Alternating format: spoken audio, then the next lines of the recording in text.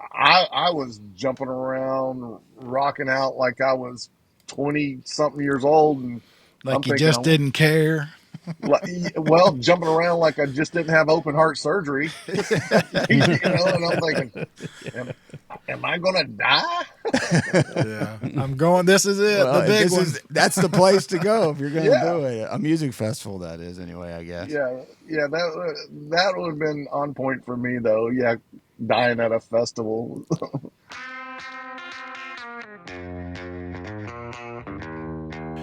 Welcome back to the What Podcast. I'm Barry. That's Russ. That's Brian. We are a couple of weeks removed from South Star, the festival, the brand new festival in Huntsville, Alabama. We are going to continue to talk about that a little bit this week and then probably again next week. The reason that we want to continue to talk about it is because of what happened. And on this show, this is the What Podcast, we'd like to take a deep dive into music festivals. We started to talk about Bonnaroo. That's the reason we started this show in 2018. And we realized excuse me, we really like the sausage making. We like looking under the rug. We like figuring out how people put these things together. We like talking about why we love them so much, and we like having other people on to talk about them. And later on, you're going to hear from a friend of ours, Jim Stryker, a guy that Brian and I have known for decades. Russ just met, which surprised me. I figured you knew each other. But Jim has been a club owner here in town in Chattanooga for many, many years. He's also been a promoter. He's put on events. He's also a fan. Goes to Bonnaroo, goes to all kinds of festivals. So he and his lovely wife, Heather, went down to South Star. And I wanted to get their take because he and I talked before, during, and after the event. And so to me, just thinking about South Star and it just everything it encapsulates everything we love and don't love about these type of events, right? Yeah, I've gotten to a point where I'm getting really tired of my outdoor events getting ruined by the weather. Exactly. I mean, this brand new phenomenon, weather messes up outdoor events. A well-laid plan gets thrown out the window very, very, very quickly when you got to deal with those kind of conditions that all of the South is still dealing with in many respects. Let me jump. I'm glad you said that because last week I feel like I sort of overlooked, if that's the right word. We spent so much time talking about South Star and our own first world problems, literally, when people up in East Tennessee and the Carolinas are suffering, and I didn't mean to just sort of slight that and talk about us having muddy boots. Sure. Those guys are dealing with real problems. And if you guys can help, you can go online. There's all kinds of ways to help. But I just didn't want to overlook that. Sure, but if you can, Yeah, the that's a good show point. needs to go on if you Right. can, and that was what they attempted to do, and good on them for trying it. Yeah, so that was the point. We've said on here several times about the difference between a camping event and a city event, and this is a perfect example. Brian, you and I, just to recap, we all three were going months and weeks ago. This was No. for sure. This was on our calendar. There's no way we're missing it. And then Russ had a family member decide she's going to get married in Florida the same weekend. A hurricane comes. Brian, you and I, we're going Saturday, we're going Sunday, we're going overnight. Russ's wedding plans got changed. He ended up going. Brian went Saturday, and we'll talk about that a little bit. I ended up not going because of just circumstances. So that's what can happen with a city festival. And to me, that's what's so fascinating about this whole thing is all the different elements. Do you go? Do you not go? Why do you go? Do they cancel? And of course they canceled on Sunday. So pretty crazy. Yeah, I saw somewhere. I wonder if this is true. Certainly could have tried to do some fact checking on it myself, and will over the course of the however long, because the answer to this doesn't need to be this moment. But do we know if this is a multi-contracted deal with the city and a festival? Yeah, Because it's a 3-year contract. okay, I did. I thought I saw that somewhere, but I didn't know where it was coming from, so I wasn't going to be parrot guy on a podcast or on a social media saying, "Well, at least we get 2 more years." Like I wasn't for sure about that. So that's good. That's good for everybody involved that they because that's not. I wouldn't call that super normal to schedule. I mean, we did it here in Chattanooga with this bluegrass, the BBMA, the Bluegrass IMBA, Association. IBMA, yeah. That's a little different than your average festival. So good on them to at least we know, or they know, everybody involved knows that they get another couple of cracks at this. Yeah. Yeah, and I think even despite the weather issues, I would say overall it was a success. I mean, from a production standpoint, I don't know what ticket sales were like. Obviously, they're refunding Sunday only, and they're refunding half if you bought a whole weekend, so that's the right thing to do. But yeah, I mean, I think they're definitely there's enough for them to want to move forward and try again for next year. Corey said he was already excited about what they've got planned for next year.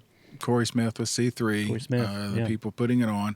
Yeah, and that's, again, we're going to have another guest next week. We're going to get into more of the city's side of it.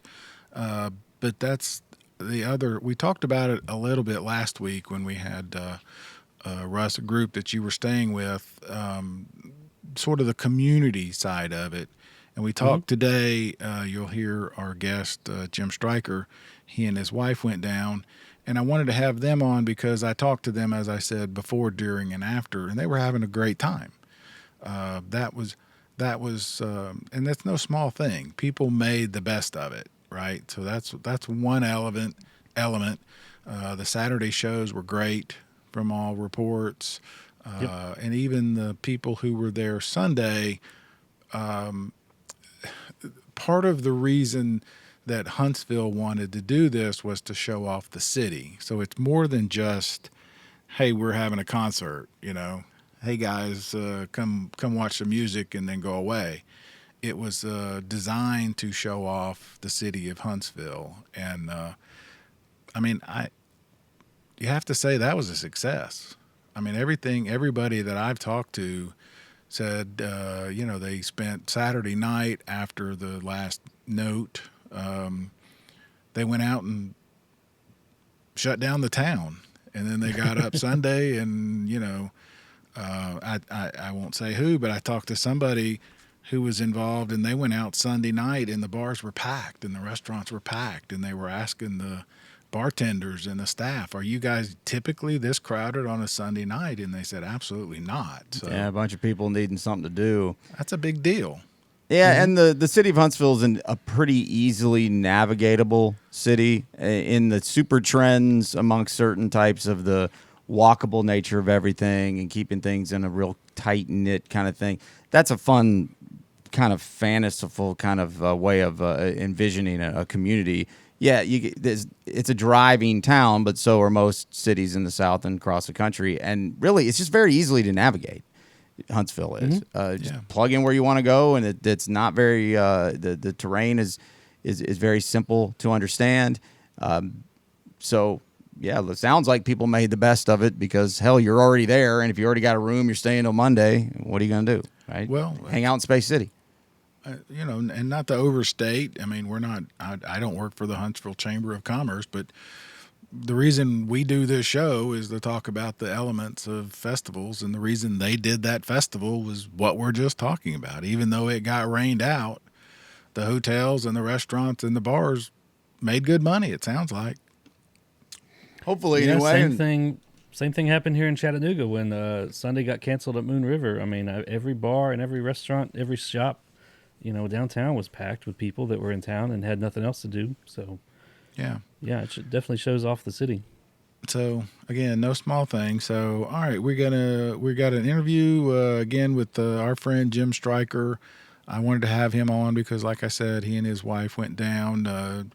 Jim, I've known forever, bar owner, so he offers that sort of perspective. Club owner, promoter. He typically goes to Bonnaroo, as he said. He does it the bougie way. He's the RV guy. But this last weekend, they were, ankle deep or knee deep in mud like everybody else. Yeah, you can't VIP your way out of mud. No. Mud comes not. for all levels of ticket buyers. Yeah, so we talk a little bit, Brian, you mentioned, and we'll probably get into it more next week, your experience. And again, well, no, let's go ahead and do that. Your experience to me is my nightmare. This was what I just, the nightmare. Heading to the festival you're talking about? Yeah. Do I go? Do I not go? You get in the car. You tell. Yeah. So we were communicating a bunch that morning, and this is very, very reminiscent of that Sunday here in town a few years ago with Moon River. We had interviews set up that day. Brad from Band of Horses, which I spent a lot of time on, that got axed, and then this one we had the same kind of deal. So we didn't know when to leave, and this is certainly a case where you don't want to leave too early. What are you going to do if you get there too early? A lot of variables here. So I ended up going around 2 o'clock rather than around 10 a.m. like I had planned. And, it was just, as soon as I walked up, it was, I don't want to badmouth the organization because I wasn't there long enough. When I mean organization, I mean the organizational structure. I don't want to speak to it much because I wasn't there enough. But it had a lot of its same typical festival stuff where everybody you ask a question, they don't know the answer. They either don't know the answer or they're playing dumb. There's a certain level of human psychology to where you don't self-preservation, where you just don't want to tell somebody the truth, right? Because you feel like that's the bad news is gonna, it's this weird cultural thing in Southern America anyway, and always wanting to be friendly, even when it's being friendly is not the best thing to do. And as I was trying to find a place to park, I had 3 different people that I was sternly polite with. Polite but stern, and like, hey man, I'm looking for parking. And I tagged at the end of it, same thing. I can't be the first person who's asked you this today. And up that way, mate. Just say you're on your own, bro. Just tell me something that makes rather than up this way, maybe. Come on, man. If you don't know, just say you don't know. And if there's no parking. And you're on your own, just say, no parking, you're on your own. And 3 different times I would find somebody, and they gave me the same thing. Very, very, very, very polite, but not helpful. Polite, but not helpful. That was annoying. That's anecdotal. Doesn't have anything to do with anybody else.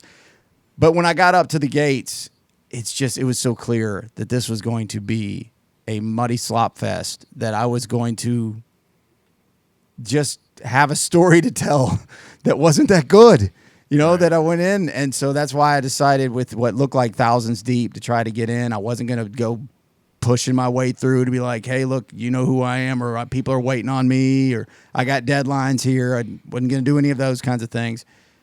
And then I just said, I'm going to take it back to the house. In an hour and a half, I can be standing in the mud watching Tom Morello, or an hour and a half, I could be sitting on the couch watching Indiana, Michigan. I don't know. Make up a terrible college football game, and that's what it was. So to me, no big deal. It's an easy drive, but yeah, it was. Yeah, no, it was the anxiety of making the wrong decision. Yeah. One of these is going to be the wrong decision. I don't want to make that, but hey, what are you going to do? Well, before you went home, you could have gone Campus 805. You could have gotten something to eat. Green Bus Brewing is in Huntsville. Countless things I could have been doing. Just turned around and went straight back home. You could have said, well, if I'm not getting in here, at least I could, bum around Huntsville for a few hours. I'm good at just cutting the cord, man.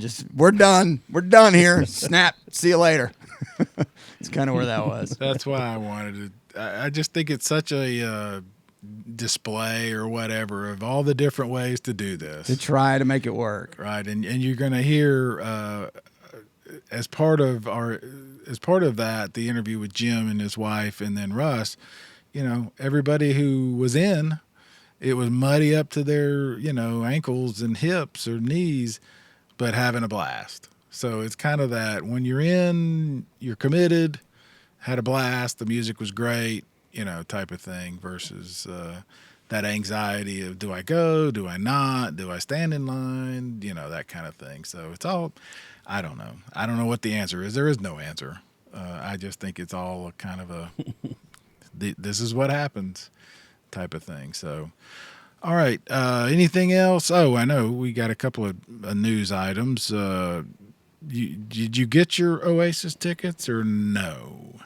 Yeah, so this is one of those, me and then also me, like the memes you see, like me, I want to get healthy, and then me, also I want to eat tacos, that kind of thing. My 2025 was me, don't do anything, keep it chill this year, just do the normal Bonnaroo, keep it simple, and then also me, which destination city, internationally hubbed, do I want to go see Oasis? You can't have it both ways, dude. So I had some friends talk me into looking into this. They announced the 5 North American dates: Mexico City, Toronto, New York, Chicago, Los Angeles. I think that's it, going on memory.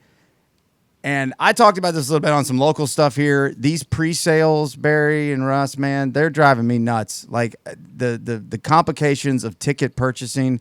I haven't had to buy tickets to a high demand event in years. Bought plenty of tickets to events, but super high demand I haven't had to deal with. Man, those are hoops I don't want to jump through.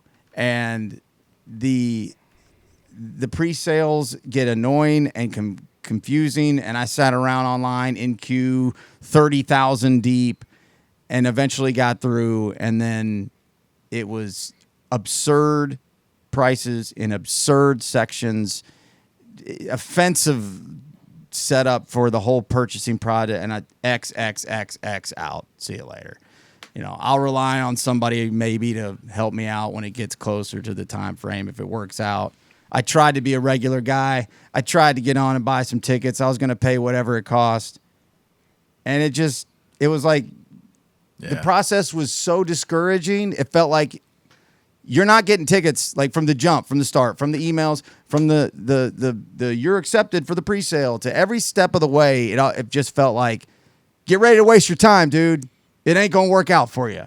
But get your hopes up and have fun anyway. That's what it felt like, and that's what it was. And so I walked away very disappointed from that. But what's the over-under the two don't beat the shit out of each other? That's a good question. It's a running question, running theme, and it's fair. But the only thing I would say to that is that Noel Gallagher, the older main singer, songwriter brother, not the lead singer Gallagher, he's a really pragmatic guy.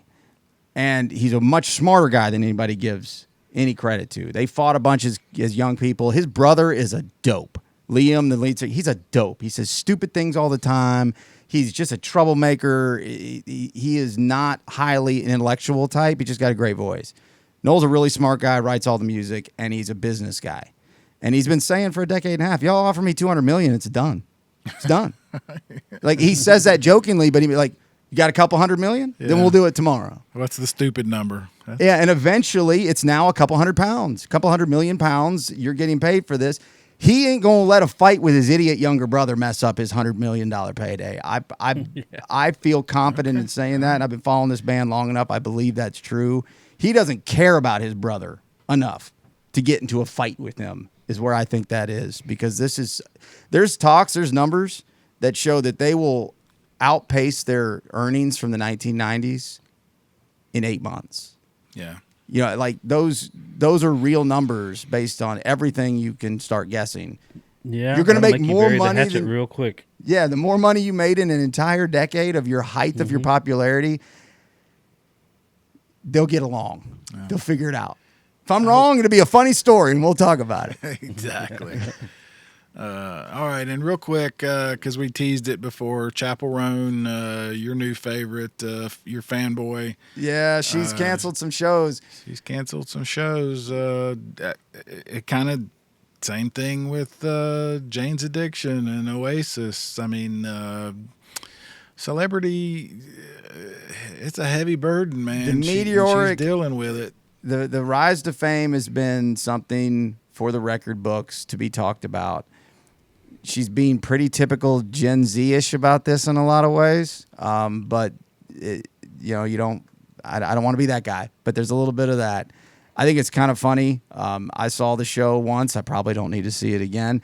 There was this great TikTok. I wish we could regurgitate it on the show. We really can't. Where it's somebody coming in. It's just dressed like a dad. And he opens the door. He's like, Chappell, you have a show tonight, honey. He's like, I don't want to play.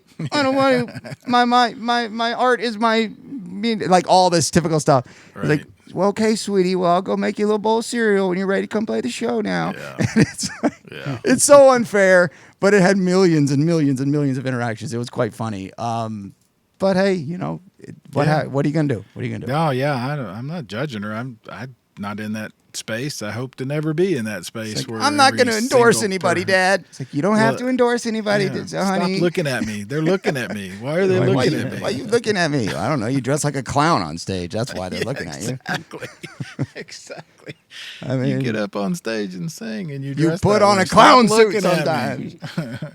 Yeah, again, not making fun. I get it. So love her to death. And, if you around here at all, I'm a Chappell guy. But I'll laugh at people who look and sound silly. No problem with that. All right. Anything else, Russ? What's your next big? Okay. All right. Well, actually, this weekend coming up, I'll be at Cave Fest. Yeah, hopefully Cave Fest at the Caverns. Cave Fest this weekend in Chattanooga. Just because there's so much talk about festivals and crowds and everything. This weekend in Chattanooga is the Three Sisters Bluegrass Festival, which is a huge, wildly popular event for the last 17 years, as well as a hip hop summit. So there are things happening. It's just depends on where you are and what you're into. So, all right. So next, we're going to do this interview with Jim Stryker. Again, I appreciate him coming on. It's just, one more opinion on how South Star went and how much fun he had. So here we go with Jim.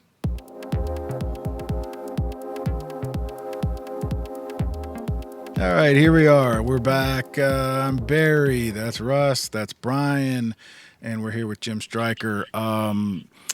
Just to sort of, like I've said before, we like to do the sausage making. We like to look under the rug. We like to see how the milk got in the coconut, as my friend said. I still don't know 100% what that means. Yeah, I don't know what that means at all. But I love it. It just sounds funny.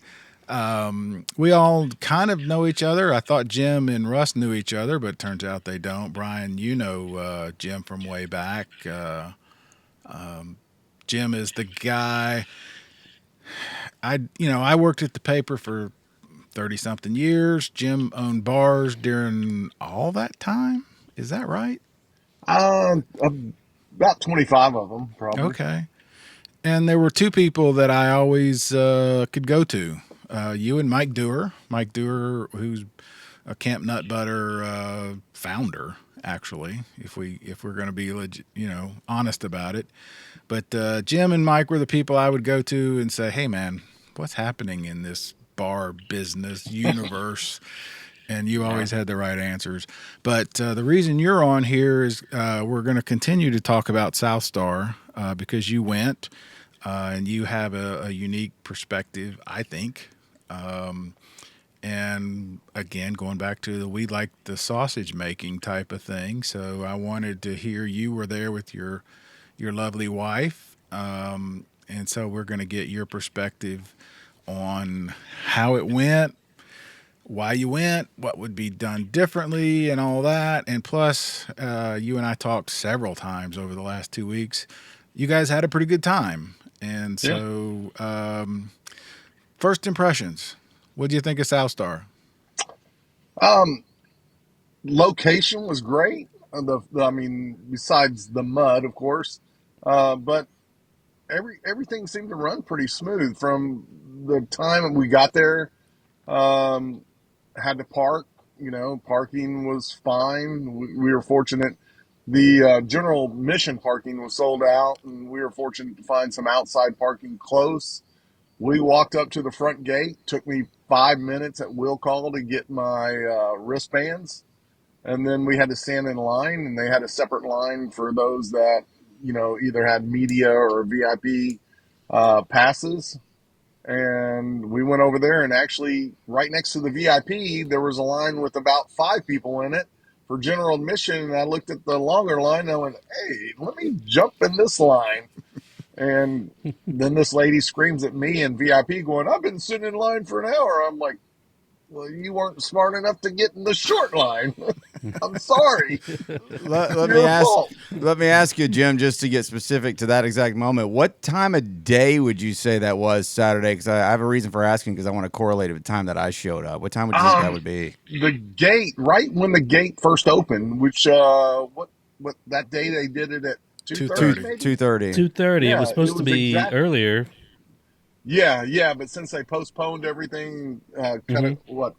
cut a couple of acts, started a little bit later with the gate, but shoot, it was exactly 2:30, Well, and the reason I ask is that I've been absent from the show from the last week or so just because of scheduling and there's all the upside down planning we've had from the weather and everything. I got there around 2:30 myself, which in hindsight was probably not the best idea. I probably should have got there a little earlier than the time on the ticket said. But when I got there, it was one of those classic cases of, and I know you've dealt with this from venues and events you've been to, where no one really knows where the line is. And some people are standing in a line 5,000 deep when there's a line over here that's 200 deep. And it's not because people are being jerks. They don't know. And I think that's just a victim of the situation, especially with yeah. everybody trying to get in. But I had a nightmare trying to get in Oh, did with you really? Wow. with the mud pits starting to build by the second. So I did notice. So I was looking around. I was like, that line with the 5 million people in it, that ain't really the line. I don't think. But that's just the natural herd mentality of the situation. But it sounds like it worked out better luck wise Y- for you than it did me. Yeah, yeah. I guess in your situation, it probably could have been well suited to have maybe some additional security posted up there, maybe correlating and corralling each line might have been a little more efficient. But Probably, yeah, I think there was just a lot of oh shit, oh shit, oh shit. We got to get this thing going. Let's go, let's go, let's go. right, And right. so I don't blame anybody for the situation. I was curious that we were there about the same time and had different experiences. Yeah, Yeah, yeah, that's really why I wanted to do this sort of group thing because I know Brian, you had your experience, and Jim, you had yours, and your wife. That's what we want to talk about. To me, this particular festival, and this is the reason we're going to talk about it this week and next week, is because it just encapsulates to me the festival. It's what can happen, right? I mean, it's a little bit of everything. yeah, yeah. It's we've been to so many festivals, and mainly, of course, Rue. I mean, we've dealt with it in every kind of situation over the years. Big mud piles to hey, everything went really smooth. To Dust Bowls, yeah, to what? Yeah. Oh, yeah. Hmm. Yeah, and you bring an RV some years, and some years have you always done RV? Man, yeah. I guess I'm bougie. I'm like, yeah. I'm not Shocking gonna. news on the One Podcast. Jim Stryker goes a little bit above the norm. Yeah, yeah. I've got my Fire Stick, and I'm watching Netflix in between shows. I'm in the air conditioner. Watch out, Reddit's gonna have fun with this one. Yeah, Yeah, yeah. that's why I we had bring. you on. We had you on for the bougie crowd that Yeah. listens to this Yeah, podcast. I can't do swamp ass. I can't. But you did, and that's the reason you're here today, because you and, Yeah, and your wife Heather, right? right. I talked to you Saturday. You were driving up because Yeah, I got the message that our interviews had canceled, and I thought, well, if anybody knows what's going on, because Jim and I have mutual friends and that are involved in these types of things, and I thought, well, maybe he knows something. And I called, and you were like, no, we're almost there. We're going. And I said, well, are you going to stay till tomorrow? And I could hear Heather in the background. We're seeing Blink 182. yeah, yeah. I was like, oh, that means I'm not going to get home. I was doing the timeline in my head, going, okay, it's 11 o'clock there when they'll finish. It's Oh 12 yeah. o'clock our time. It's going to take an hour and a half to get out of the festival. Yeah. People get so mad at me, Jim, when I travel to Central Time and then I spend my entire time doing the math in my head, like every time. It's like 3 o'clock. What time is 3 o'clock? No. It's 4 o'clock if we subtract the 1 and add the 3. And then, like, I start doing that from the time I get there. People are like, dude, would you just shut up about the time already? Well, going there from Eastern time is great because you're like, I got an extra hour. Oh my god, this is amazing! I got plenty of time, and then you got to give it back when you travel home. Yeah. But it was just so funny to hear her. Oh yeah, she's the boss. That was Jim's like, I'm going to be in bed Sunday evening after dinner, and she was like, no, you're not. Well, to Heather's defense, in this specific festival, if you're Blink 182 is the star of the show. Yeah. Whether I like it or not, they're the star of the show, and but it didn't get there. So yeah, unfortunately. Yeah. All right, so you guys got in, and then you had I don't want to put words in your mouth. What happened the rest of the day?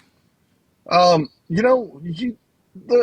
distance between the stages. So essentially, you go in and you find your area you're either going to hang out in. We fortunately had VIP tickets, which they had a section for it. Well, you go inside the VIP. Of course, it's muddy too. They did have a big tinted dry area that you could hang out in, but I guess because of the inconvenience, they allowed you free beer and sodas backstage. So the friends that went with me, of course, were big drinkers, and they're like, "This is the best thing ever." And me, that I don't drink anymore, and I'm like, "Okay, well, glad you guys enjoyed it." But you find your little area, and then you go back and forth between the stages, and you didn't have much time. Once one ended on one stage, the next act was up. I mean, up and going. Right. And you probably, if you were at one stage, you probably missed the first song walking back because it took you a little bit longer because of the mud. yeah, So if we would have been on the right side of the stage, we would have been set up, but we had to walk all the way across the entire mud field of the main stage and get to the VIP area again, and that put us up close to the front of the stage. So where were you guys at? They were at home. I was there. Yeah, that's right. Brian Russ, was trying to get in, and I was I'll let leave the driveway. I'll let Russ continue in a second, real quick, for anybody, because I wasn't on with you guys last week. All that that I started with the line and all that to get my wristband and everything, none of that was as smooth as it was for you, Jim. I didn't go in. I took a trip to Huntsville, walked around the place, grumbled to myself a little bit, and then was home in time for whoever the Vols were playing that night. Like it was a disappointing run for me for sure. But so you just did a road trip down and back. I mean, it's an easy drive, as we all know. You don't want to take it for no particular damn reason. But yeah, it was just not where I could get a good idea what was going on inside, and I was only going for a few hours anyway. I said that up front, especially once the weather rolled in, and so yeah, it was a disappointing day, that's for sure. But hey, it's happened before. This is kind of, and we're going to talk next week. Well, I was there. I know you were. I'm going to come back. Okay. I'm going to come back. All right. Well, you were asking. I just think this is such an interesting, again, the microcosm of this is what can happen with festivals. That's why I wanted to have Jim on and the four of us talk. I mean, we do the deep dives. We talk about Bonnaroo, obviously, mostly, but we also we've talked about the city festival versus the camping festival versus, the whatever. And this was, to me, such a great example of what can happen and what did happen. Russ wasn't going to go. Yeah, Russ was the one not going at all. He was not going at all. Ended up having the whole weekend. Jim. Well, half the weekend. But you ended up having the weekend. Mm-hmm. I was going all 3 days. Brian saying, or one day, it just, this is what can happen, and that's why. But the thing that continues to stick out to me, except for Bryan and his, there and back, most people had a really good time. Yeah, you weren't going to miss any of the shows. I mean, because the stages were so close in distance. Russ, what do you think? That it made it really nice. I mean, it was literally over a hill, and that was it. And then so Yeah, some the festivals or stages are so far apart that you spend half the next act walking to it. Yeah, trying to figure out where to go. Yeah, Russ. the layout was great. I mean, pretty much from anywhere in there where you stood, you could look out and see everything. Okay, here's this stage, here's the other stage, here's food, here's restrooms, here's this, Hmm. it was really easy to navigate and get around. And, like you said, yeah, as soon as one band ends on this stage, you got to be at the other stage. So you're either missing part of the end of one set or you're missing the first song at the other one. But yeah, But layout you was got in great. there early, right, Russ? You got a pretty good look at things early on, and you got a full day of it, right? I got there. Yeah, I had a pretty full day. I got there about 2:30 or so. But our Uber driver dropped us off at the back entrance, not at the front. There was a little Oh, confusion okay. about where the drop off point was, A so little I more got than a dropped little off back confusion out there. there, but yeah. Yeah, and since I had a media wristband, they let me on through at the back. But then once I was back in the backstage area, back of house, I guess, there was no real way to get into the venue. I had to walk all the way up across the fence, almost to the very front, and I finally just saw kind of like a little break in the fence, and I snuck in, came in behind somebody. Sneaks into the festival he already has Yeah. credentials to. Yeah, people turned around and looked at me that like were working that booth or whatever, and I was like, no, I'm supposed to be here, I and own they the were like, place. See? whatever, Yeah. yeah. So, He must be important. He came in the secret way. yeah. Yeah. So that's how I got in, and yeah, Gin Blossoms, saw them. Pretty much stayed the whole day, and of course it was muddy. It was muddy before anyone even set foot there, just because of how much rain it got. But yeah, it was great.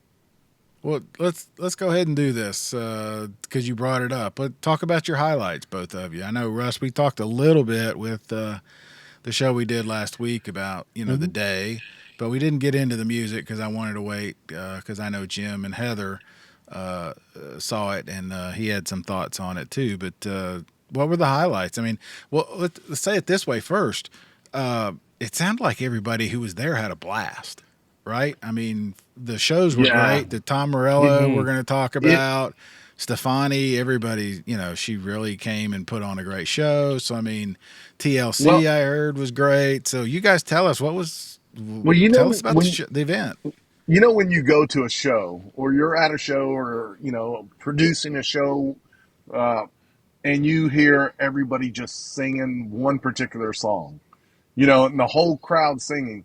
Well, it seemed like, every act, well, it was every act they had on. There Had was that, yeah.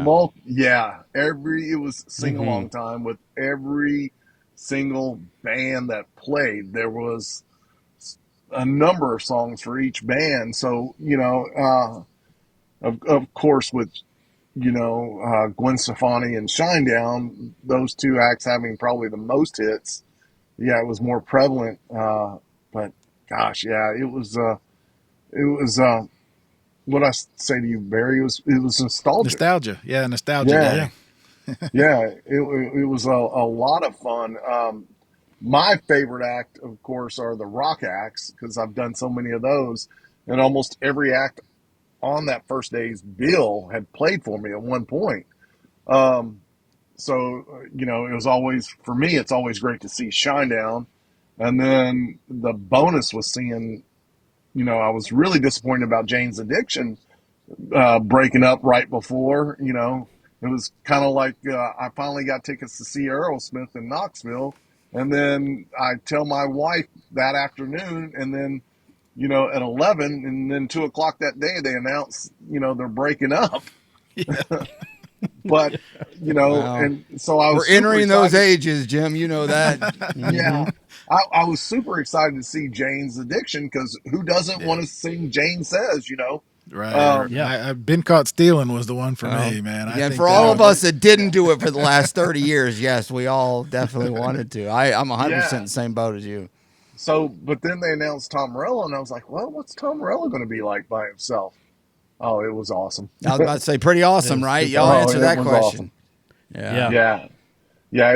Definitely It a ended up highlight for being, me too. yeah. It was. I don't. It was my favorite set just because he went through a medley of rage, and it was like, I told you guys 2 weeks ago, I Hmm. didn't spoil it on the show, but I was like, I'm seeing what he's going to do, and it's going to be good. oh yeah, Yeah, I hate that I missed it, but yeah. stuff It happens. was, you know, and you know, I was jumping around, rocking out like I was 20 something years old, and I'm like you thinking, just didn't care. well, jumping around like I just didn't have open heart surgery, and I'm thinking, am, am I gonna die? Yeah. I'm going. This is it. Well, The if big this one. is that's the place to go if you're going to Yeah, do it. A music festival, that is, anyway, I guess. yeah. That would have been on point for me, though. Yeah, dying at a festival. Yeah, in the mud. Oh yeah, yeah, But that yeah. what I The love mud. about this is this idea is, you're there, man. You're muddy. Let's go. Right? Oh That's what it yeah, sounded like yeah, everybody. That's what I heard, Russ. Yeah, I mean, at this point, I mean, it was early in the day, and we just didn't care about the mud. It was muddy, and you had to yeah, watch where you step, and you were getting dirty. But Tom Morello, I mean, come on. So, uh, yeah, yeah. it was still pretty early though. Was it like this when you first started walking in the mud? You know, I mean, I knew to wear, mud shoes or shoes you didn't really care about. But at Hmm. first, when you take those first few steps, you're like gingerly walking in Yeah, it, yeah. And then it's and, like, and Yeah, you're like, what am I and doing? yeah, Yeah. and five trying to steps keep, in, you're like, yeah, yeah, right. You're who like, you look cares? down at the shoes and you're like, yeah, they're ruined forever. And then, you just don't care anymore. And, Hmm. and then the whole time I'm seeing a couple of people fall here and there. And I'm like, I'm going to be so pissed if I fall in this. Well, Yeah. and that was one of the problems I Yeah. had when I got there is I didn't know how far I had to walk. I had to park Oh, a little ways off, and I didn't want to wear my galoshes, my boots, my festival boots, because they're not the most comfortable things in the world. So I thought right. I'll walk up here and see what it looks like. And I estimated that if I went 50 more steps, just 50 more, just no matter how big they are, that many steps, these shoes were going to be covered and caked into the ground, into the earth, which I Yep. wasn't ready for. So then when I went back to get the boots, that was when the rain came harder. And I said, you know what, guys, Yeah. I'm gone. I'm out of here, man. Yeah. I wasn't proud of it. I didn't do it and laugh. I didn't do it mad. I didn't do it angry. I just No. said, sometimes The first text I just not in the got cards for the day, you the know? first text I got Sunday morning was from Jim, probably about 9. Bring shoes you don't give a shit about. Yeah. Yeah. Yeah. Yeah. I'm like, I got them. Well, and the cool thing about and anybody festival goers will know because this is all part of the festival experience is the weather and it can go any number of directions. But when you're in it with the people, whether you went with them or not, Jim and Russ were both there. They didn't go together, but they were all in it together. Hmm. And you gotta and it if you do it right, which most people who are dedicated to do that do it right. You guys had fun. You guys mentioned it yourself, Jim and Russ, and me and Barry from the outside have heard many talk about how, man, it was a lot of fun. Boy, it didn't look like it. Yeah. If you were just Right. taking pictures, and saying, "Check this out, guys," but that's a unique thing to the festival experience. Yeah. Exactly. The rain wasn't, fortunately, it wasn't like one of those rains that was coming down. It was just like a drizzle Yeah, all day an long. annoying mist. Yeah. Yeah, Yes, exactly. and the weather wasn't cold, No, so it wasn't bothersome. It was just there, and of course, it made the ground just it. The further in the day, the mud got thicker and thicker because of all the people tromping on it, it just made it a huge mud soup. It was Yeah, really it looked pretty dangerous, and that's why they didn't have a second day. Right. Jim, I know you're a sports guy. At least you have been over the years. Did you go to the this, what did they call it, the All-Star Lounge area where they had all the games on? Was that still going as per planned, or maybe it wasn't I because of the weather? Did you see that? you know That was going. outside of Russ, go ahead. I'm sorry. No, they had the tent going, and I think that was a pretty popular option because it was one of the only places that had cover where you could actually come in and Yeah, get out of the weather. And it yeah. was a little drier in there. Did you see it during the Alabama game? How many people were inside there? It was packed pretty Oh much yeah, all the time. Yeah, it was a show in itself. It I was bet. yeah, it was a good 1,000 plus people watching that game. yeah, yeah. So that we need to point out for Russ, who's not a football fan, Alabama has a football team. And they're good. And Or at least they were until yesterday. until the other day. Is that what Yeah, they were playing? Okay, I couldn't figure it out. yeah. Sorry.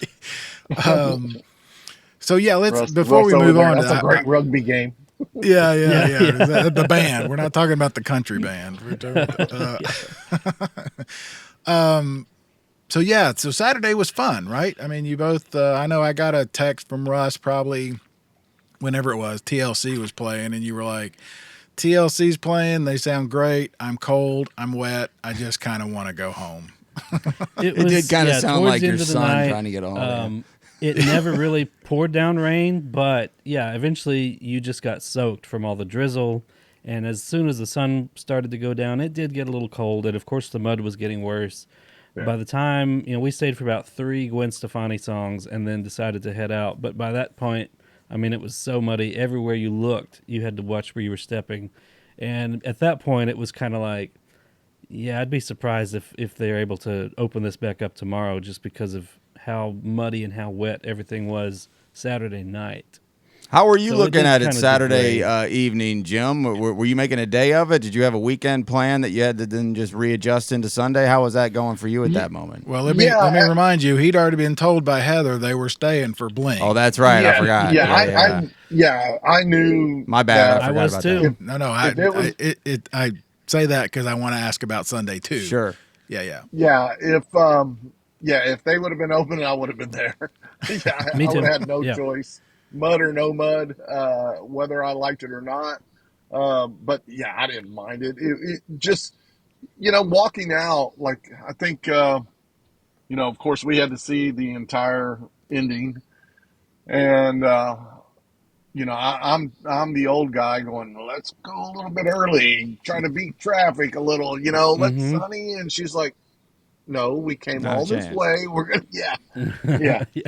and Good for so her. Good for her. Oh yeah. yeah, yeah. Glad she's not here It's a egging her partner. on. It's a partnership. Yeah, but yeah, it took a little bit more to walk out because it had gotten so bad at that point. Yeah, like Russ said, yeah, I would have been surprised if they would have been running Sunday because it was bad. Uh, I mean, the later it got, the worse it got because it just compounded by rain and more people stomping through it.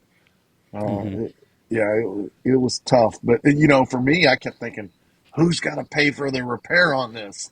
I mean, I told you, Barry, I was like, man, this is going to cost somebody. Oh, I can Yeah, I I can know. already hear you doing it. I know. Yeah. Yeah. Whoa, man, that's odd. That's some That's the expensive promoter. stuff over there. That's the Yep. promoter. Who do I know who can cut me a break on this? Yeah. Who's my insurance guy? Who's paying for this? Yeah. Russ, I'm going to hold off on Sunday. We'll talk maybe next week, I think, and get your what you did Sunday.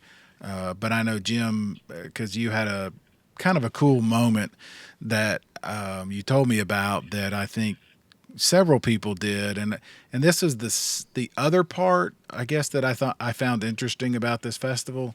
It was a lot about Huntsville itself, Mhm. right? The reason we talked about it months ago, and we had Corey Smith on from C3, and we talked about it when we had Mayor Tim Kelly from Chattanooga. The fact, why in the world does Huntsville now have a festival? Well, a lot of people don't realize Huntsville is now the biggest city in Alabama. It's growing. And this was their effort, led by the mayor, to bring young people, make it hip. Basically, I mean, I don't know how else better to say it. And I've heard from several people who were like, I had no idea Huntsville was this cool. I had no idea Huntsville had this kind of thing. Did you guys go out Saturday night, or did you go back to the hotel and shower and get cleaned up? And I know you did go out Sunday, and I know you ended up running into somebody you had hoped to run into. So I kind of want to ask you about Huntsville and Sunday and how it hosted this event. Yeah. Of course, once we found out that the festival was off, and we had already planned to go eat lunch somewhere. Of course, you're Google searching places to eat. We came across a place called Connors. They have one in Knoxville. We've been there before, so we're like, yeah, let's go to Connors and eat.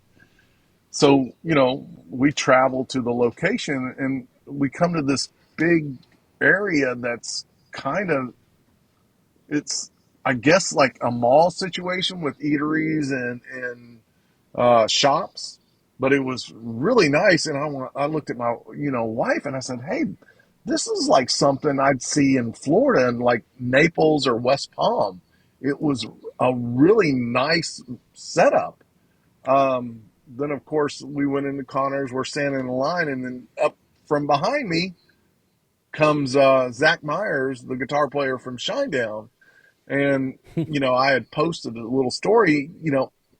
When I come to festivals, I'm always really fortunate to, like you, kind of have like a media type pass, or, somebody that's been in the business pass to be able to allow me backstage or in certain areas.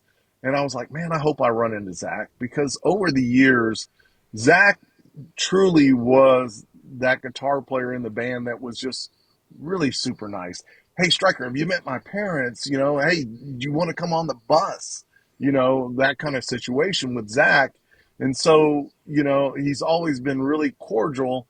And you don't expect people to remember you from years gone by, because they meet so many different venue owners or promoters or media people.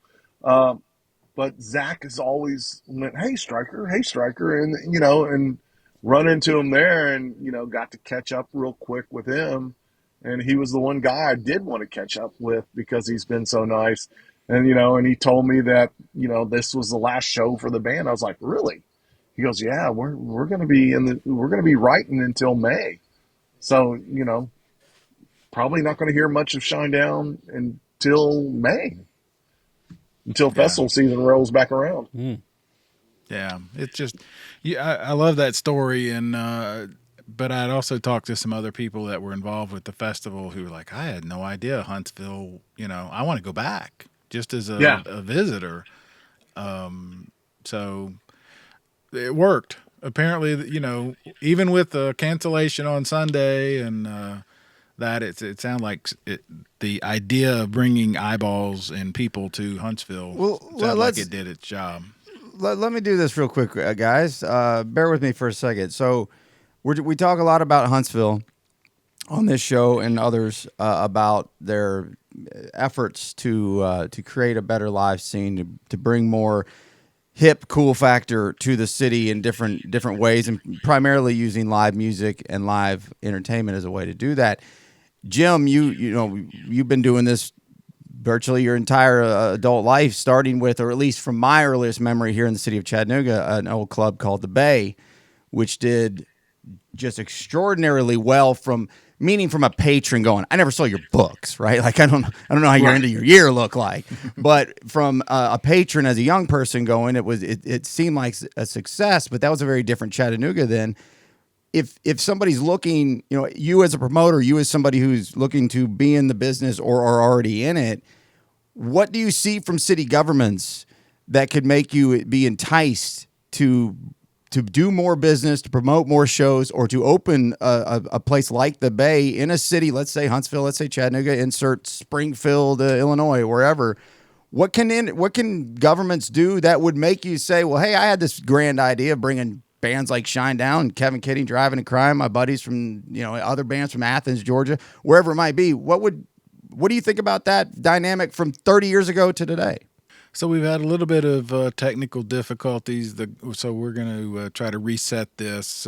Jim can hear me. We can hear Jim, but he can't hear the other two guys. So the question, Jim, was about when you were booking the Bay, which was a club you had, 20, 25 years ago. Could you do that today? And if so, or if I guess more, what's different? What might be different versus today versus then, as far as Yeah, booking I acts? think it. Yeah, I think as far as Brian was talking about finances on it, and what could a city do to help facilitate this. The big thing for an independent promoter like myself, essentially when we're doing shows, they're almost like one-offs. It's not like, hey, we've got multiple shows with multiple artists in multiple towns. So if you take a hit in one town, you may do phenomenal in another town. It kind of offsets and balances out in the end to where you do make a profit. So we're always taking a big risk every time we book a show, whether it's local or people have to understand there's a cost with everything. You're paying security, you're paying advertising, you're paying all those things that add up. Um, so I don't know what a city could do unless it was, there was some kind of financial tax break to help a venue out in the end. Like they do in movies. You film a movie in Georgia, you get a state tax break. Would it help independent promoters to get some kind of tax break? Sure, anything's going to help that bottom line. Um, and of course, you hope the venue is good enough to where it's going to draw in itself, uh, to where you've got a good base to pull from. So you really got to know your audience. I don't know if it's great for a venue to be all over the place, doing heavy metal and then doing pop and then doing this. I don't know. It's tough nowadays to really kind of figure it out. I was, I knew my genre was mainly rock. So, if you went to the Bay, you knew you were going to see the new up and coming rock acts. And I stuck to that. And of course, I lived by it and I also died by it because when rock started to drop off, of course, I seen my finances drop off and uh, to a point where, hey, look, it's time to shut this venue down. I'm not making money at it anymore. One of the things I always respected, and the reason that I always reached out to you is, and we've had this conversation for decades. You book the Yeah. bands that bring crowds. You didn't book the bands that you liked, right? That was the one conversation we always had, because Yeah. I've had so many people say, well, we need more hip hop, we need more this, we need more whatever, and clubs should book local bands. You guys are business people, right? You book what makes money. Yeah, you've got to. You would like to book. It's that that kind of thing that gets you in trouble as a venue owner is you're not booking enough local. And why aren't you booking all the local bands? Well, it comes down to a number of things. You would like to book all the local bands because you like the people in the bands. Because most of them are patrons too. Um, but you can't afford to have a bad night when you're a venue running on margins like that, and especially on the weekend. That's your bread and butter. Um, you know, to offset it years ago, I would switch to a dance club after the band was over, the last hour and a half, instead of closing down right after the band ended. I'm like, look, I've got another hour and a half, 2 hours sometimes to keep creating revenue. So let's put a DJ in, and that helped uh, some. But yeah, it's like, and to the point of you can't book what you like because It's that thing you always hear about drug dealers. If you're a drug dealer, better not do your own drugs. Right. You'll go broke. Yeah. Yeah.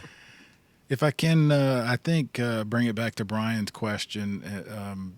Did you ever feel like the city was helping? And by that, I mean like the Visitors Bureau, the city, the chamber.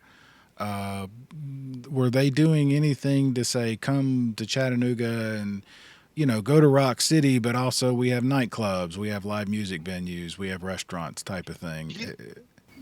I didn't work with them uh, ever really, but you did hear once in a while they would talk about the nightlife. The love and support that I've got mainly came from people like Brian and you, media of some type, and it was radio or the newspaper. Um, that's where I got most of my support, and you know, call you up, hey, you want to do an interview with whoever, and then Brian talking about shows. You hear him talk about shows, today, of what's going around town. So, that's where my support came from, and I think that's where you find most of the support. Interesting. All right, I know you can't hear. Brian, you got a question, and I'll pass it along. Just some people that over the years that have stuck out the most to him coming through the Bay and other ventures he's had. I know he talked about Seether. Kevin Kenny is a local guy. I know everybody knows. Just some name drops if he wants to. Oh, he's asking about some of your favorite shows that you booked. Kevin Kenny, the Seethers, yeah, some of your favorites. Oh gosh, Finger Eleven's always my favorite. Yeah. I always I love those guys. You know, uh, there were so many. Gosh, I mean, there's acts I couldn't remember that they even played. I had so many acts. Somebody goes, "Yeah, I loved it when I seen 30 Seconds to Mars there," and I'm like, "I had 30 Seconds to Mars played," and then I'd go through and Google search. I'm like, Ask him about the Robbie Krieger. Yeah. Yeah. Brian wants to know about Robbie Krieger, Doors, from the Doors. Oh yeah. He's old. He's always been old. That's what somebody always asked me about Alice Cooper. Said, you interviewed Alice Cooper. How's he look? Does he look old? I said he looked old when he was 22. Right.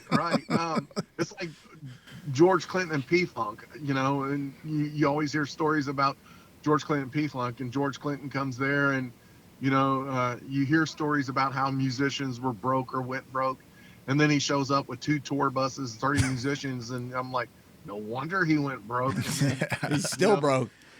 He was at the time, I think, under the influence, and it's 2:45, and you're looking at the tour manager going, "Hey, he's got to get off the stage." And I'm like, "He's got to get off now. I've got to close down. You don't understand. The beer board's gonna, cite me." And they're like, "Turn the power off." I'm like, "What? You can't just go up there and tell him to turn the power off?" Yeah. You go tell him. You go tell him. Prince coming into the venue, just there's so many great acts. It's like Nickelback. We had those guys play for years. Those guys were tour dogs before they broke. People don't realize that. They had probably played the Bay 5 times before they became famous. And their tour manager, his nickname's Chief, Kevin Zurich. We were talking this past year, and he was like, we knew we were going to become famous the last time we played your place. That was the venue that told us we were going to, because the line was down the block, and it's being able to reminisce with some of these tour managers or artists about, oh, wow, you do remember coming to Chattanooga, Tennessee, to a little, hole in the wall place called the Bay. Wow, you do?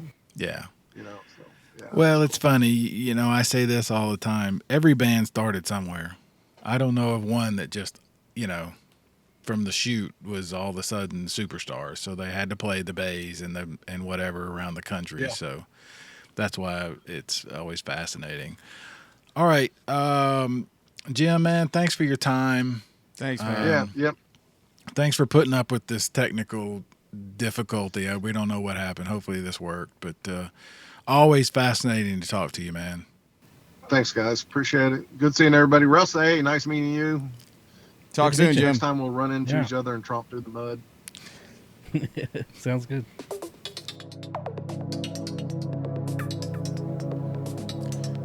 All right, so there you go. Again, to me, the takeaways from South Star were it was fun to get out there and sing along to all these songs you didn't know you knew, but you knew. People made the best of what they had, and Huntsville, despite the rain, kind of showed out and presented itself very well. I mean, those are my takeaways. What do you guys think? Go ahead, Russ. You were Yeah. there. No, I agree. I think despite the weather, it came out good for Huntsville. Showed off the city pretty well to a lot of people who probably would have never considered going to Huntsville or anywhere near there. Like I said, last week.